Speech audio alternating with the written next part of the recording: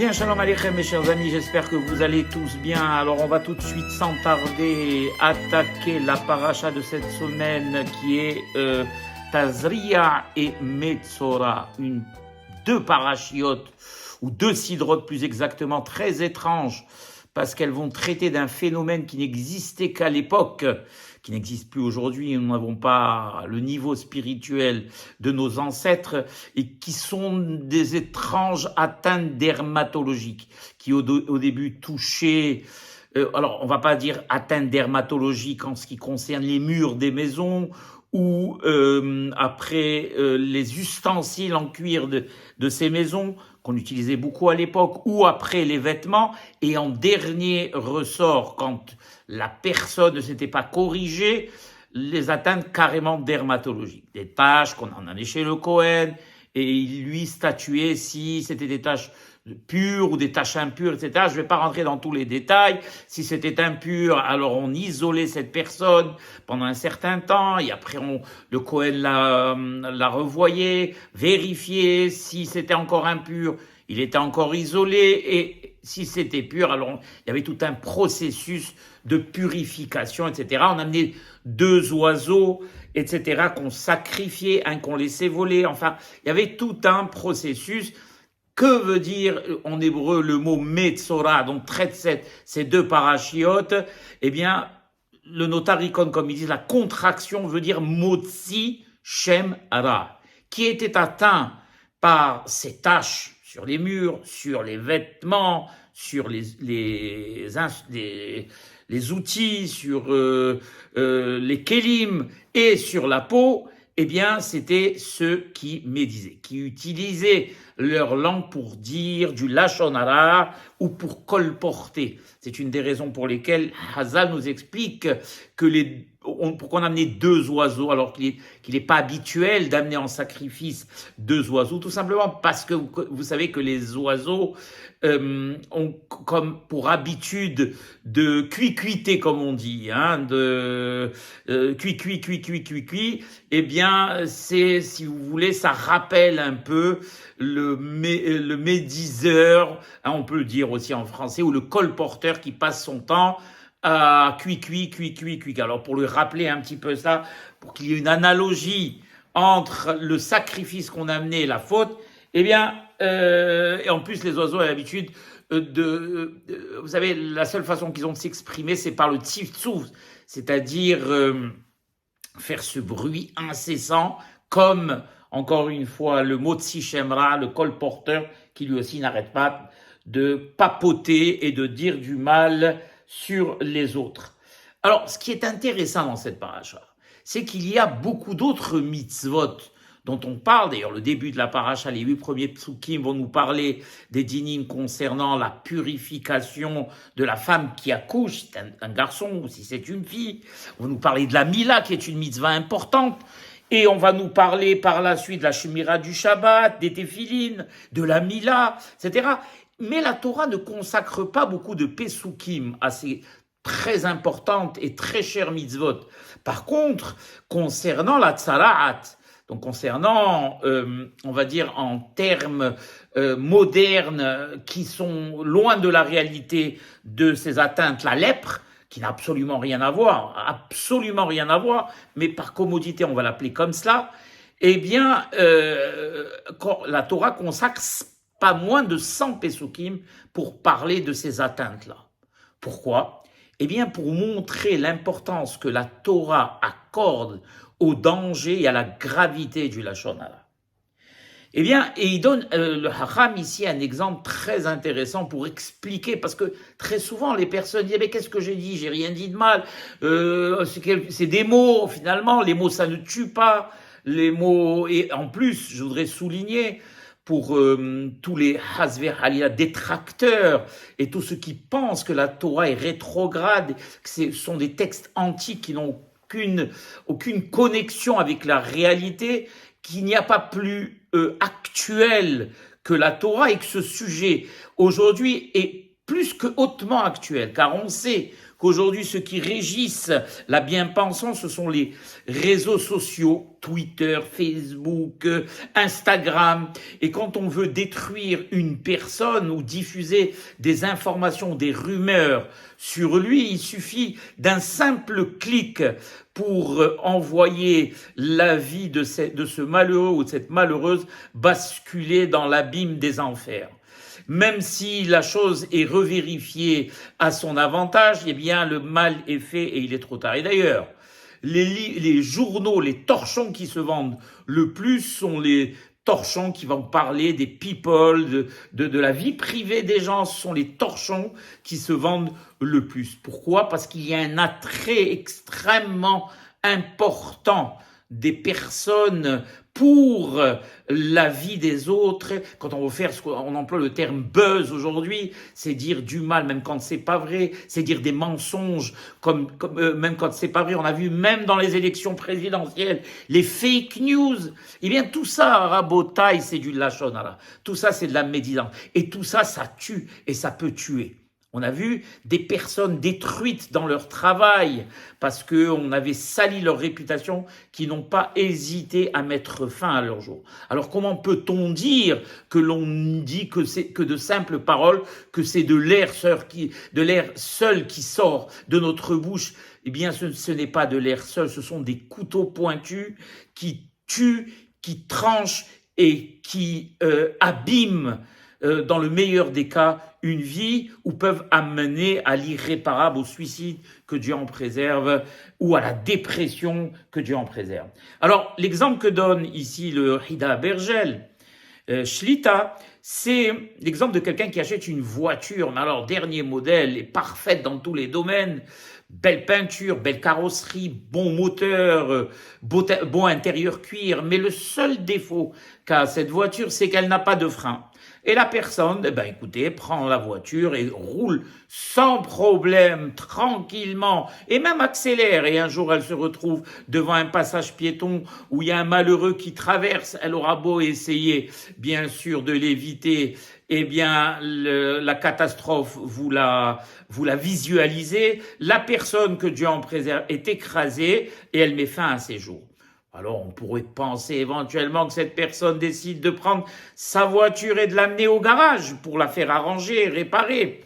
Eh bien non, cette personne, non inquiète ou non moins contente de ce qui s'est passé précédemment, continue à prendre sa voiture et à rouler nonchalamment et se retrouve encore une fois devant la même situation où elle brise encore la vie d'une famille en tuant un malheureux piéton qui a traversé tranquillement sur le passage clouté.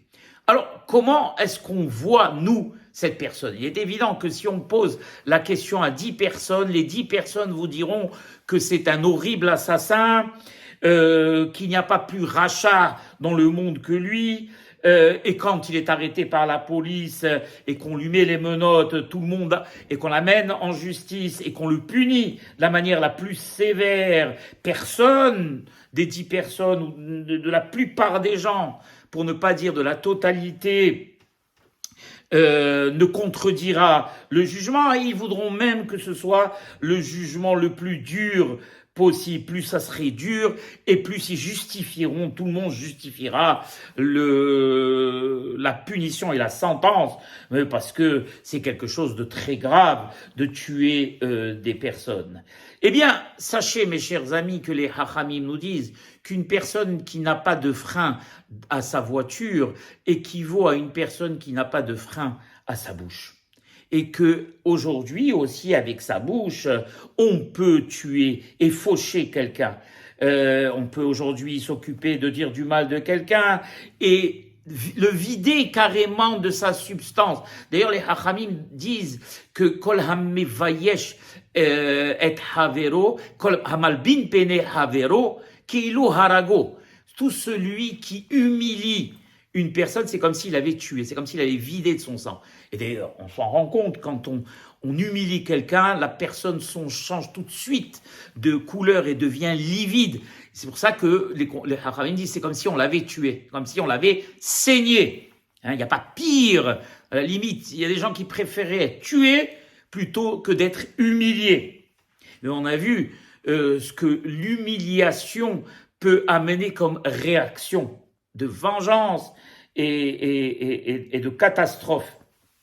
Et donc je continue.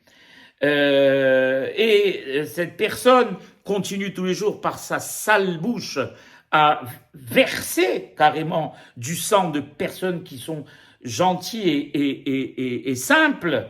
Et au lieu de s'arrêter, comme le conducteur, bien il continue tous les jours de plus en plus et il continue à rouler lui aussi et à faire les dégâts que vous connaissez, à tuer de plus en plus de gens. Alors on n'a aucune idée, nous dit ici le Hacham, on peut même pas évaluer les dégâts que fait une bouche quand elle n'est pas contrôlée. D'ailleurs, on raconte une histoire du Hafetz Haïm qui était avec des rabbins qui l'aidaient à ramasser de l'argent dans une yeshiva. Ils se sont arrêtés un jour dans une auberge et avec laquelle le Hafetz Haïm avait l'habitude de s'arrêter dans cette auberge. Et ils ont mangé, très bien mangé, et l'aubergiste femme, la patronne, voulait s'enquérir un peu de la vie de ces célèbres invités, et elle se rend à la table du Hafetz Haïm et du rabbin qui est avec lui. Elle dit au Hafetz Haïm, Rabbi, as-tu bien mangé? Alors le Hafetz Haïm dit c'était très très bon, magnifique. Et elle s'adresse au rabbin, et vous, monsieur le rabbin, avez-vous bien mangé? C'était très bon, mais je trouve que c'était un peu salé. Et elle s'en va. Le Hafetz Haïm change de couleur et il dit au rabbin, je regrette même de t'avoir amené avec moi pour une mission aussi sainte. Alors là, le pauvre rabbin qui était avec lui n'était pas quelqu'un de mauvais. Il a dit au Hafetz Haïm, mais Rabbi, qu'est-ce que j'ai dit? J'ai rien dit de mal. Vous avez vu, je lui ai dit que c'était que c'était très bon et j'ai juste fait une petite remarque. C'est pas quelque chose qui porte à conséquence. Alors le Hafetz Haïm lui dit, lève-toi avec moi et viens. Et il l'amène avec lui, il rentre à l'intérieur de l'auberge, comme le Hafetz Haïm connaissait l'auberge, il rentre à l'intérieur de la cuisine et il voit une vieille dame toute recroquevillée en train de pleurer toutes les larmes de son cœur. Et le Hafetz Haïm regarde le rabbin et lui dit, tu sais qui c'est cette dame? Alors il lui dit non, cette dame est une veuve qui a 5 enfants, et qui est la cuisinière de cette auberge. Quand tu as fait la remarque à la patronne, elle est allée tout de suite et elle l'a congédiée. Résultat, cette femme va se retrouver sans argent pour nourrir ses 5 enfants. Quand le rabbin a entendu ça, il était complètement confus. Il a dit au rabbi, j'ai fait une grave erreur, comment peut-on corriger? Alors il lui dit, le rabbin, viens avec moi, on va essayer de corriger la chose. Et il va retrouver l'aubergiste et il dit à l'aubergiste, Madame l'aubergiste, vous me connaissez et vous savez que ça fait des années que je viens chez vous, j'ai toujours bien mangé.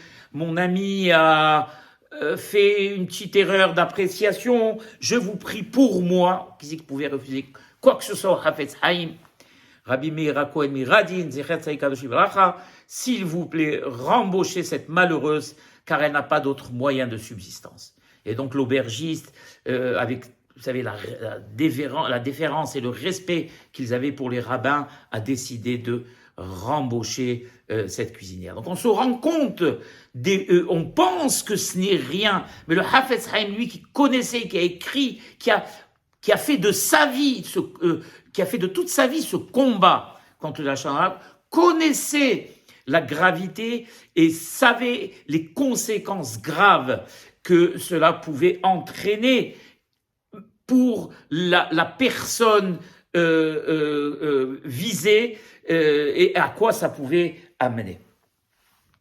Et on raconte d'ailleurs une autre histoire, mais qui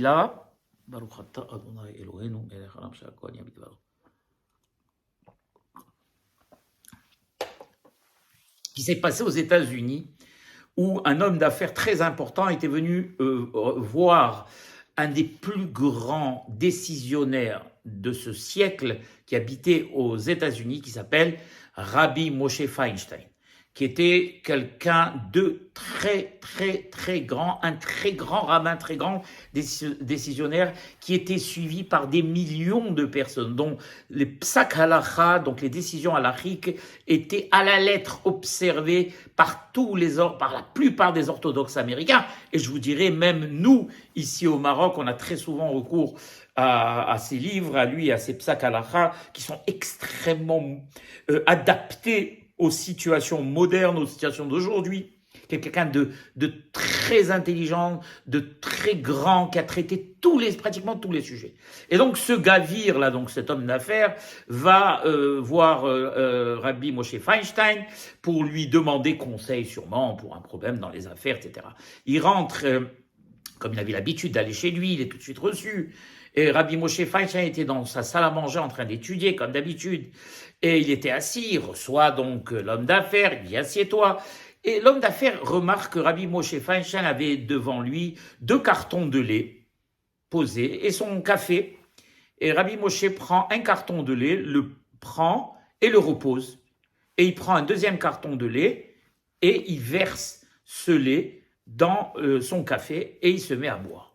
Quand l'homme d'affaires a vu ça, il a tout de suite conclu que Rabbi Moshe Feinstein ne faisait pas sûrement confiance à la cacheroute de la première boîte de lait qui était fabriquée par une compagnie plonite, almonite, comme on dit. Et quand il est sorti d'ici, bon, il en a parlé à des amis, et bien sûr, c'est passé de bouche à oreille, et quand on sait que cet homme d'affaires était un habitué de la maison de Rabbi Moshe Feinstein et que on entendait que cette personne avait répété que Rabbi Moshe Feinstein ne faisait pas confiance à cette compagnie qui fabriquait ce lait, à la cacheroute de cette compagnie qui fabriquait ce lait, eh bien la rumeur s'est diffusée comme une boule de neige et qui a grossi, et c'est carrément devenu une décision halachique. Une décision hors du contrôle, bien sûr, de Rabbi Moshe Feinstein qui n'en savait rien. Et malheureusement, étant donné qu'il y a beaucoup d'orthodoxes à New York et aux États-Unis, alors on a commencé à bouder la marque et beaucoup de personnes n'achetaient plus cette marque de lait sous prétexte que Rabbi Moshe Feinstein ne lui faisait pas confiance.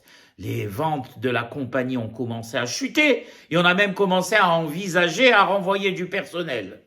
Et donc, voyant cela, les patrons de la compagnie ont d'urgence décidé d'aller chez Rabbi Moshe Feinstein pour lui demander la raison pour laquelle ils boudaient leur marque et en quoi leur cacheroute était moins bonne que celle des concurrents, de leurs concurrents. Alors, ils sont tout de suite reçus, bien sûr, par Rabbi Moshe, qui recevait tous les hommes d'affaires, toutes les compagnies, participait activement à la vie économique de la communauté.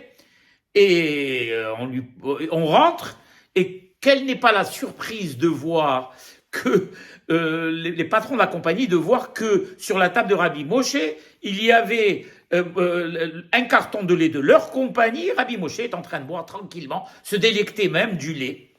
Et donc, les patrons de la compagnie disent à Rabbi Moshe, mais Rabbi, nous pensions que vous n'aviez pas confiance en notre cacheroute. Là, on vous voit. Alors, il a dit, pas confiance en votre cacheroute, mais de quoi parlez-vous? Il dit, mais tout le monde à New York dit que vous n'avez pas confiance en notre marque de lait, que pour cela. Il dit, mais la plus grande confiance, vous la voyez là sur la table. Je suis en train d'en boire. Qui vous a dit ça? Alors, ils ont enquêté et ils se sont rendus compte que le premier à avoir diffusé la rumeur était cet homme d'affaires. Donc Rabbi Moshe décide de le convoquer à la maison devant les patrons de la compagnie.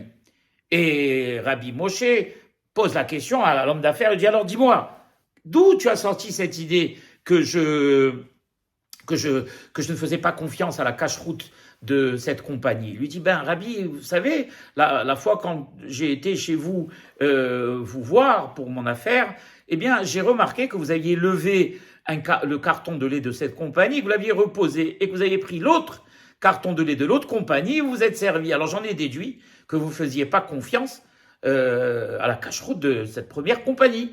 Alors, Rabbi Moshe lui dit, mais non, absolument pas. Quand j'ai levé le carton de cette compagnie, je me suis rendu compte qu'il était vide.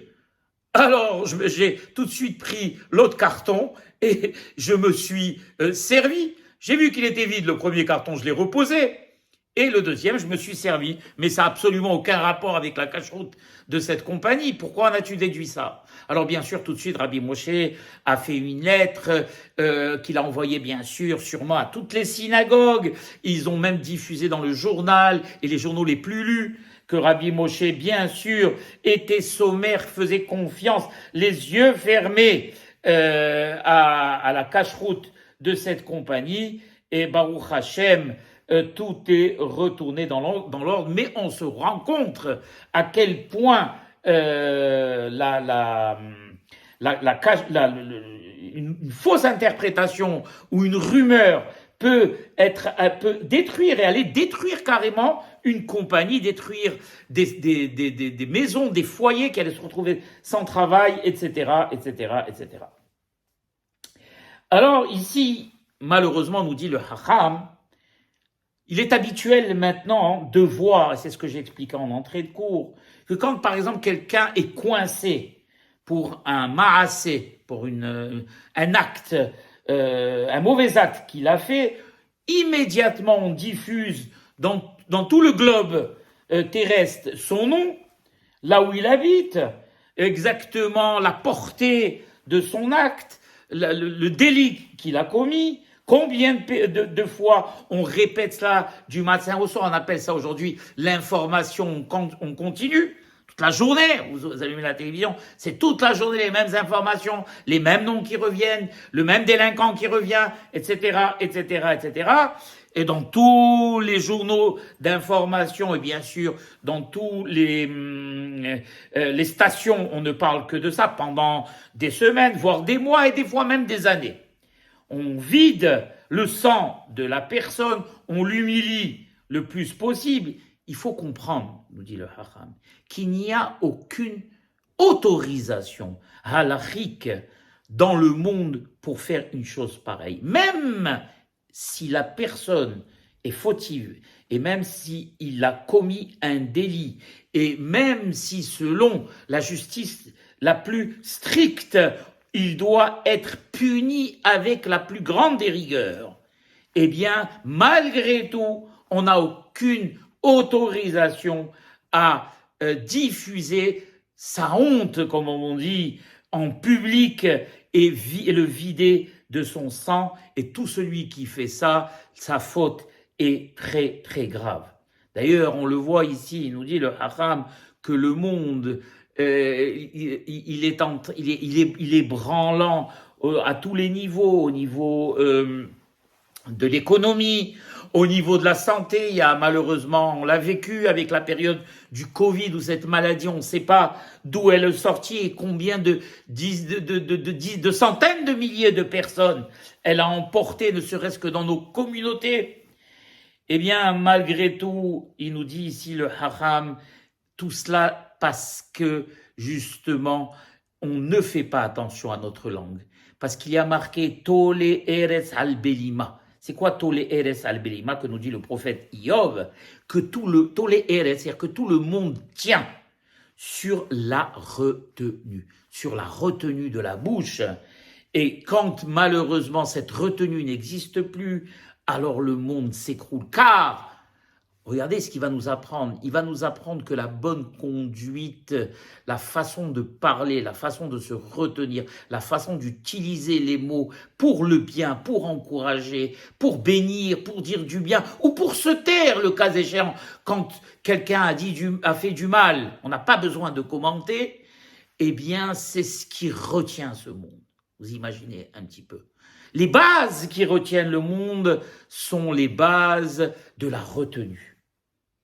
Et malheureusement, tous les jours, on découvre de nouvelles maladies. Tous les jours, malheureusement, les unités de soins dans les hôpitaux sont explosées de malades de, malheureusement, la mahala. Il n'y a même pas de place. Pour être reçu aujourd'hui par un docteur ou par un professeur, on peut attendre des mois et même que Dieu en préserve décéder avant. Eh bien, il nous dit ici, le Hacham, que tout ça vient justement pour être mechaper, pour corriger, parce que pour corriger les personnes justement qui n'ont pas de frein à leur bouche. Et le monde en souffre. Pourquoi? Parce que il n'y a plus malheureusement de retenue. Les gens sont tous extravertis, il n'y a plus de pudeur dans tous les domaines.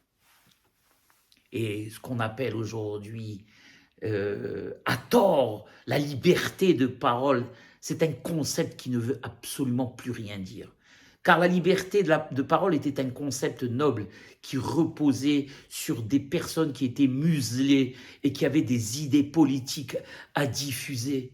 Mais aujourd'hui, ce concept est adapté à la méchanceté. Dire du mal de quelqu'un, le traiter de tous les noms, diffuser de fausses informations. Et quand on fera la remarque à cette personne, il vous dira « Et quoi, il n'y a plus de liberté de parole ?» Eh bien, mes chers amis, la liberté de parole ce n'est pas cela. La liberté de parole, c'est un principe noble qui, malheureusement, aujourd'hui, n'a plus, on va dire, de terme pour le représenter, puisque la liberté de parole aujourd'hui est assimilée aux poubelles qui sortent malheureusement des bouches qui sont devenues Hotzmik Votrem, des poubelles et rien d'autre. Tout à l'heure, j'ai vu par exemple une personne aux informations qui a insulté le président de la République française. Insulté. Vous vous rendez compte? Comment peut-on imaginer? On peut ne pas être d'accord avec ses idées. On peut débattre avec lui. Il attend d'ailleurs à ce qu'on débatte avec lui. C'est le minimum de la bienséance. C'est le minimum d'une société qui se respecte, de personnes qui échangent. Alors, quand on n'a absolument rien à dire, ou quand on n'a pas d'idée à proposer, eh bien on insulte. On dit des méchancetés, on bafoue, on humilie. Voilà ce que c'est devenu, cette pseudo-liberté d'expression. On est loin de... Je crois que c'était Voltaire qui disait « Je ne suis pas d'accord avec vous, mais je défendrai jusqu'à la mort votre droit de le dire. » On est bien loin de cela. Et il nous dit ici le haram, donc une personne qui s'est rendu compte, vous savez, on a le droit à la tchouva dans tous les domaines. La Torah, et Akadosh Baruch Hu dans Berahama Varabim nous donne la possibilité de devenir un homme neuf, même quand on a commis les pires méfaits. On a le droit de se racheter, c'est pour ça que la tchouva existe. Et donc quand une personne s'est rendue compte qu'elle a dépassé les bornes, qu'elle a blessé, qu'elle a fait du mal, parce que des fois, quand on se rend compte du mal qu'on a fait et des personnes qu'on a choquées, qu'on a même détruites, voire même détruites, on veut réparer. L'humain, quand même, au fond de lui, est bon. Et donc, il veut réparer. Donc, il a la possibilité, l'Azor Bitchouva. Alors, quand il a humilié des personnes, il les a descendues plus bas que terre. Et qu'il veut réparer, eh bien, il aura possibilité de le faire. Mais quand il continue à utiliser sa bouche pour des méchancetés, peu importe le nombre de prières qu'il fera, ou de jeûnes qu'il organisera, ou de mortifications qu'il fera, ou du laisser-paraître qu'il fera, qu'il montrera, ou de la religiosité qu'il voudra montrer, eh bien tout ça devant Akadosh Baruch Hu est considéré comme nul et non avenu et ne vaut rien par rapport au mal qu'il aura fait. Et d'ailleurs, ce que fait une personne hachama, commun des mortels, tous les matins quand il se réveille, vous savez qu'il y a une très belle prière où avant de commencer la journée, on doit dire qu'on pardonne à son prochain, qu'on n'en veut pas à son prochain et qu'on demande à Kadosh Baruch Hu de diriger notre langue parce que malgré tout, on reste des êtres humains et certains mots peuvent nous échapper sans le faire exprès. Mais le mal est fait. Vous savez, le poison, quand il est diffusé dans un verre et qu'on le boit, eh bien, même si on l'a pas fait exprès, le résultat est absolument le même. On en meurt, que Dieu en préserve. Une mauvaise parole, c'est vrai que même si on le regrette par la suite, eh bien, la parole est partie. Elle a déjà fait des dégâts. Donc, il peut, que Dieu en préserve, nous arriver. Et on demande à Kadosh Baruch Hu de nous aider à nous contrôler et de ne jamais colporter quoi que ce soit de mal contre quelqu'un du Ham Israël ou même de la société qui nous entoure.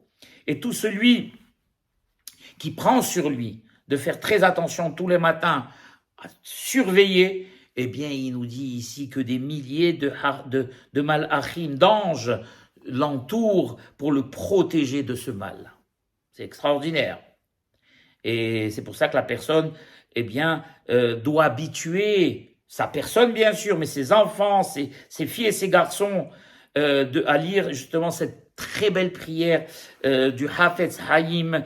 Cherchez-la, vous la trouverez, qui commence par Ribono Shel Olam, Yira Solfenecha, Erachum Vechanu, Mayom, Chol Yom Nishmo, où on demande, où Hafetz Haïm ainsi cette prière, où on demande à Kadosh Baruch Hu de nous protéger, de ne pas dire du Lashon Hara, etc., etc. C'est une très très belle prière. La personne doit adoucir ses lèvres, comme on dit, et de dire que du bien, s'habituer à dire du bien, s'habituer à dire du bien. Vous savez, il y a quelque chose de très important. Quand on s'habitue à faire une bonne action, on devient la bonne action.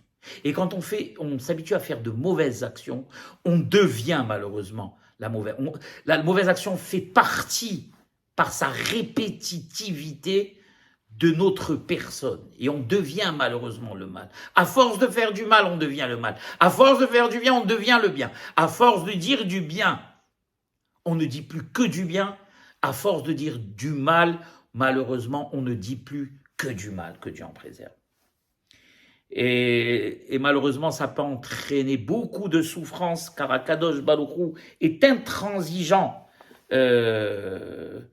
envers ça. Et même si on sait que la personne est un rachat chez Enkamou, malgré tout, étant donné qu'il fait partie du Ham Israël, on doit éviter de dire du mal de lui. Il y a Kadosh Baruch Hu, il y a la justice divine qui s'occupera de lui. Et malgré tout, on doit savoir par principe que même le plus grand des rachats d'Israël, il est plein de mitzvot comme la grenade. Et n'oublions pas une chose, je vais vous donner un exemple très simple. Vous savez, nous sommes considérés comme les enfants d'Akadosh Baruch Hu. Bani matem lachem elokechem. Alors je vous donne un exemple. Imaginez que votre enfant est turbulent, ou il fait du mal, ou il frappe quelqu'un, etc. Est-ce que vous aimeriez que un parent étranger s'occupe de lui, le frappe, ou l'insulte, ou l'engueule? Absolument pas. Malgré le fait que vous êtes conscient que votre enfant a fait des bêtises, alors vous ne pardonnerez pas à cet étranger de s'être occupé de son éducation, car c'est à vous de le faire. Et bien de cette même manière, étant donné que nous sommes les enfants d'Akadosh Baruch Hu, à Akadosh Baruch Hu de s'occuper de tous ses enfants, et il n'acceptera pas qu'un étranger, en l'occurrence un ben Israël, dise de mal d'un de ses enfants à lui. Voilà mes chers amis. Alors pour conclure, vous dire que l'Admour HaZaken, alav Shalom, Rabbi Shneur Zalman Miliadi, nous dit qu'il faut vivre avec notre temps. Ça veut dire quoi, vivre avec notre temps? Eh bien, ça veut dire vivre avec la sidra et la paracha de notre temps, de chaque semaine. Il ne suffit pas de lire cette paracha, mais de vivre cette paracha. Et en l'occurrence, les sidrotes de cette semaine qui sont Tazria et Metzora, qui parlent de la gravité du Lashon Hara, eh bien, on doit intérioriser les Pesukim, les comprendre et faire en sorte que ça ait un impact sur notre personne pour nous rendre meilleurs et pour faire attention à ne pas blesser, à ne pas faire du mal, à ne pas humilier Hazvehalia, mais bien au contraire, à utiliser notre bouche. D'ailleurs, elle nous a été donnée que pour ça, que pour étudier. D'ailleurs, je ne sais pas qui c'est qui disait qu'il aurait été bien que l'homme naisse avec deux bouches. Une bouche pour parler du hol, des choses courantes, et une bouche pour parler que de Torah. Quand on parle du hol, des choses courantes, on ne parle pas, bien évidemment pas de la Lashon Hara. Le don de la parole qui nous différencie des animaux et qui est justement le signe de notre supériorité nous a été donné pour faire le bien, pour construire des choses, pour encourager des personnes. Il n'y a pas de plus grand hesed que faire un compliment à quelqu'un qui est déprimé ou l'encourager par des paroles. Ce n'est pas que par l'argent qu'on fait de la tzedaka, c'est par la bouche qu'on fait de la tzedaka. Bien souvent, des personnes sont détruites moralement et il suffit d'une gentille parole pour leur redonner goût de vivre. Alors utilisons cette bouche pour cela justement, pour faire vivre et non pas pour Hazve Halila, tuer, car c'est ce qu'Akadosh Baruch Hu veut. Voilà mes chers amis. Baruch Adonai Le'olam. Amen ve Amen.